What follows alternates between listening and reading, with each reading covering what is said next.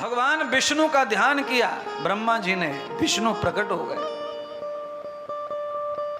पृथ्वी लानी है परमात्मा, बिना पृथ्वी के संसार कैसे सदेगा, कैसे पालन होगा। और सच है, पृथ्वी के अभाव में बच्चे का पालन पोषण नहीं हो सकता। इसीलिए कोटावासियों, पृथ्वी की सुरक्षा करो। और पृथ्वी की सुरक्षा कब होगी? जब गाय की सेवा होगी दिल खोलकर, तो पृथ्वी की सुरक्षा होगी। लगातार जिस खेत में 20 वर्ष यूरिया चला जाए, वो खेत आधी फसल देता है, वो भी दवा खाकर। यूरिया के खेत में बिना दवा के आप कोई भी फसल ले सकते नहीं है। और जिस खेत में 3 साल लगातार गाय का मूत्र और गोबर छिड़क दिया जाए, उस खेत में आपको दवा छिड़कना नहीं पड़ेगी, अपने आप सारे फल फूल आएंगे। इसीलिए पुराने जमाने में पहले गाय घूमती थी, गाय चराने वाले लोग आया करते थे, टोल के टोल। गांव में नंबर नहीं पड़ते थे, देसी घी की पूड़ी खिलाते थे उनको, और उन्हें भोजन देना, अपने खेत में रोकना भाग्य समझते थे। उसकी वजह से किसी को भी यूरिया, डीएपी, जहर छिड़कना नहीं पड़ता था। अब तो गाय खेत में घुस जाए तो डंडा लेके तैयार बैठो, आगे लो। और पहले हजारों गायों को हाथ जोड़ के घुसवाते खेत में, भैया हमारे खेत में घुसा, हमारे खेत में घुसा। और अब गैया घुस जाए भूल से तो गैया को कोई मैया ना मान रहो। अच्छा सुनो, ये मैया और गैया का उदाहरण बहुत बढ़िया मेरे पास में। किसानों के घर पे भी एक गाय रहती है, उसको मैया ही मानते हैं। उसको रोटी देंगे, आटे का लड्डू देंगे, लोई खिलाएंगे, एकादशी पूजेंगे, सब अमावस्या पूजेंगे। अपने घर की गैया, और ऐसी गैया दूसरी खेत में आई, उसकी तो हाल भी हाल कर देते महाराज। बस ये बात कहना है कि जिसे अपना मानता है ये जनता, उसको तो कुछ भी कह सकता है, और जिससे हमें कुछ लेना देना नहीं, वो तो हमारे लिए व्यर्थ है। पर बंधुओं, व्यर्थ कुछ भी नहीं है, धतूरे का फल भी व्यर्थ नहीं है। कोटा में आके मैंने सुना वैद्य लोगों से कि धतूरा खा लो तो आदमी मर जाता है। और इस समय कल सोमवार था, मैंने रास्ते में देखा कि धतूरे के ढेर लगे पड़े फूल वालों की दुकान पे। हमने कहा ये जहर क्यों बेच रहे हैं? बाद में पता चला कि कोटा पागल हुआ रखा है धतूरे के फल के लिए। आज भोले बाबा पे चढ़ना सोमवार है। बोलो, आदमी मतलब के लिए गधे को भी है? क्या कहते हैं?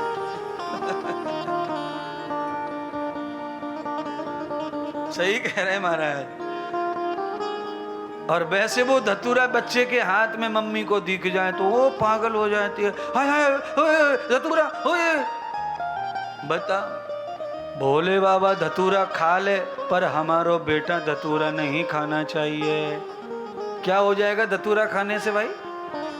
अरे महाराज सुनिए, ज्यादा रबड़ी, ज्यादा खोआ, ज्यादा जलेबी, ज्यादा रसगुल्ला, ज्यादा सब्जी दाला दाल, कुछ भी ज्यादा खाने से तो आदमी बीमार ही पड़ेगा।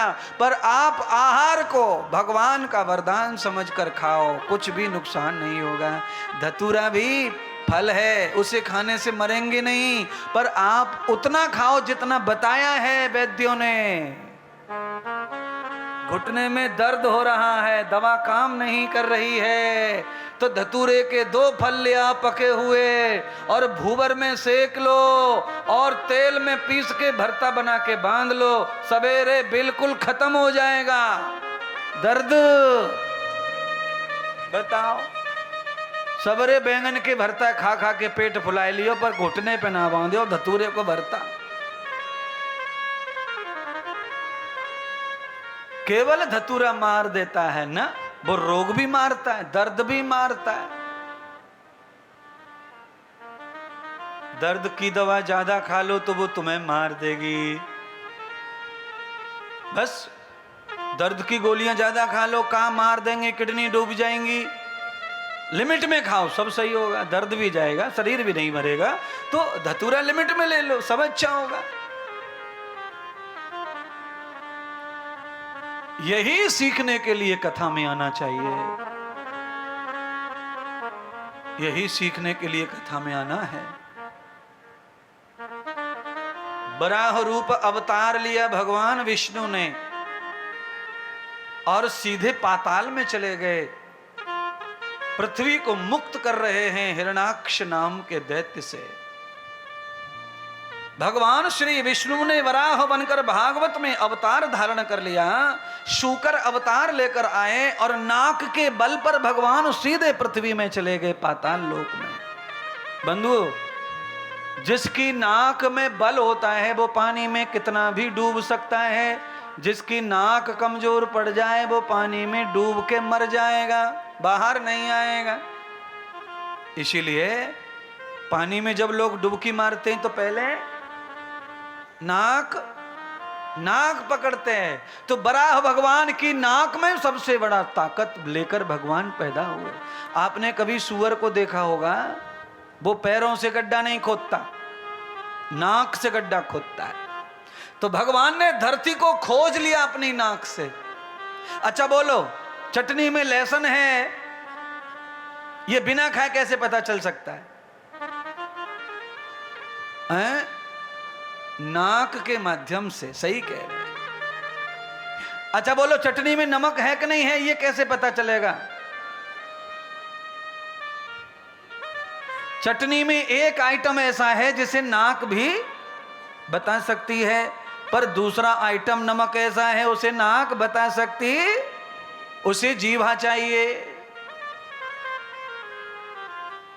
तो जिस वस्तु में गंध है वो नाक बताती है, क्योंकि नाक पृथ्वी से बनी है। नाक किससे बनी है? पृथ्वी से। 5 तत्व हैं शरीर में, मिट्टी तत्व नाक में रखा हुआ है पूरा। पृथ्वी में गंध सुगंध दोनों पाई जाती हैं तो वो नाक में पाई जाती हैं।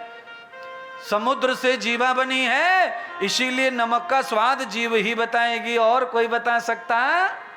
जीव कैसे बनी है? पानी से। जीभ में कोई हड्डी होती? सागर से बनी है जीभ, पानी से बनी है। इसीलिए जीभ पे पानी न होने के कारण पूरी तरह स्वाद समाप्त हो जाता है भोजन का।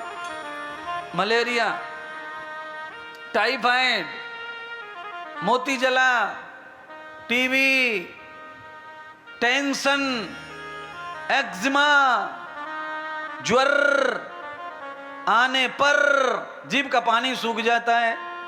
फिर कितनी भी छौंक मार लो उड़द की दाल में, फिर स्वाद आवे,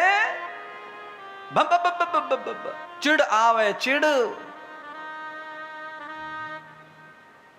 समझ गए महाराज? सही कह रहे। इसीलिए जीभ का पानी हमेशा कंटिन्यू बना रहना चाहिए, क्योंकि वो समुद्र है, समुद्र सूखना अच्छा नहीं लगता।